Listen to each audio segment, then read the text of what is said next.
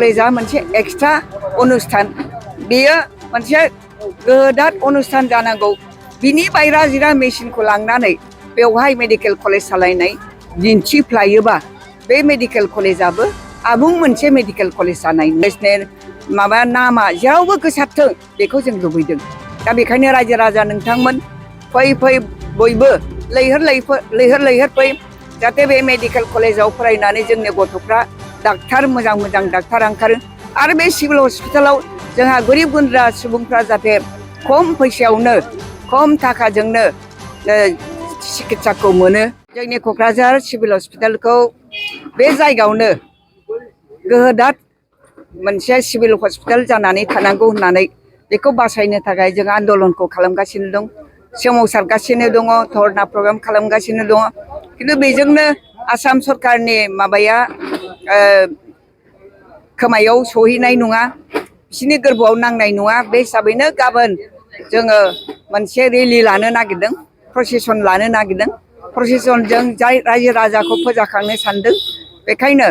रायजो राजा नोंथांमोन जोंनि सिभिल हस्पिटाला जोंनि पुर्ब पुरुष रुपनाथ ब्रह्म बिथाङा दानानै गालांनाय गायसननानै गालांनाय बे सिभिल हस्पिटाल बेवहायनो गोरिब दुखी बयबो चिकित्सा लानो थाखाय खाबु मोनो बेखौ थिखांनानै लाङोबा मेडिकेल कलेजाव थांनांबा जोङो माने हाफा मुवा जाहैगोन बे हिसाबैनो मेडिकेल कलेजा मोनसे एक्सट्रा अनुस्थान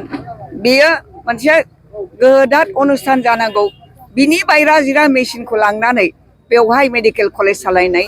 दिन्थिफ्लायोबा बे मेडिकेल कलेजाबो आबुं मोनसे मेडिकेल कलेज जानाय नङा बे हिसाबैनो सिभिल हस्पिटाला जोंनाव बिदिनो थाथों बे क'क्राझार टाउननि गेजेरावनो थाबाय थाथों आरो मेडिकेल कलेजा जेराव दङ बेयो गोदार मोनसे मेडिकेल कलेज क'क्राझार मेडिकेल कलेजनि माबा नामा जेरावबो गोसारथों बेखौ जों लुबैदों दा बेखायनो रायजो राजा नोंथांमोन फै बयबो लैहोर फै जाहाथे बे मेडिकेल कलेजाव फरायनानै जोंनि गथ'फ्रा डाक्टार मोजां डाक्टार ओंखारो आरो बे सिभिल हस्पिटालाव जोंहा गोरिब गुन्द्रा सुबुंफ्रा जाहाथे खम फैसायावनो खम थाखाजोंनो चिकित्साखौ मोनो चिकित्सा मोननायनि बेबस्थाया अराय सम थाबाय थायो बिनि थाखाय जोंहा सरकारनि बिरोधाया जों जांख्रिखांनांगोन बेखायनो जों बे सानै साथामजों जांख्रिखांबाथ' जानाय नङा रायजो राजानो लैहोर फैयोब्ला आसाम सरकारा थखनसो माने एसे जांख्रिखांगोन आरोखि बेखायनो नोंथांमोननि क'अपारेसनखौ लुबैनानै आं खावलायहरबाय नोंथांमोना बयबो फैदो लैहोर फै 10थानिफ्राय जागायजेनगोन प्रसेसना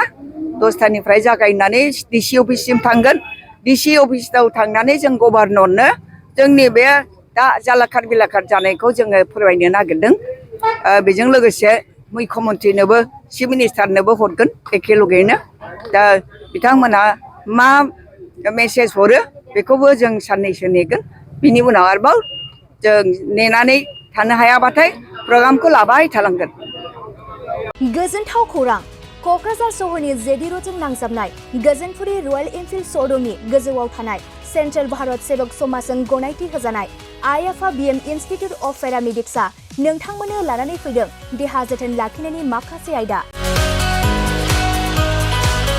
लोगोसे 2024-25 मायथाइनि मुं थिसननाया सोलिगासिनो दं आरो फैगौ जोबथा जुन दानसिम मुं थिसननाया सोलिबाय थागोन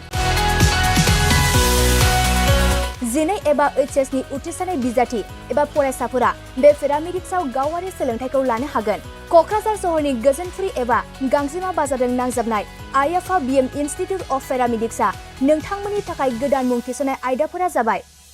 medical laboratory technology first aid patient care and assistant nursing OT technician ICU technician radiology technician बेफोर कर्सखौ 2 बोसोरनि गेजेरावनो आबुं खालामनानै BSS जों गनायथि होजानाय डिप्ल'माखौ लानो हागोन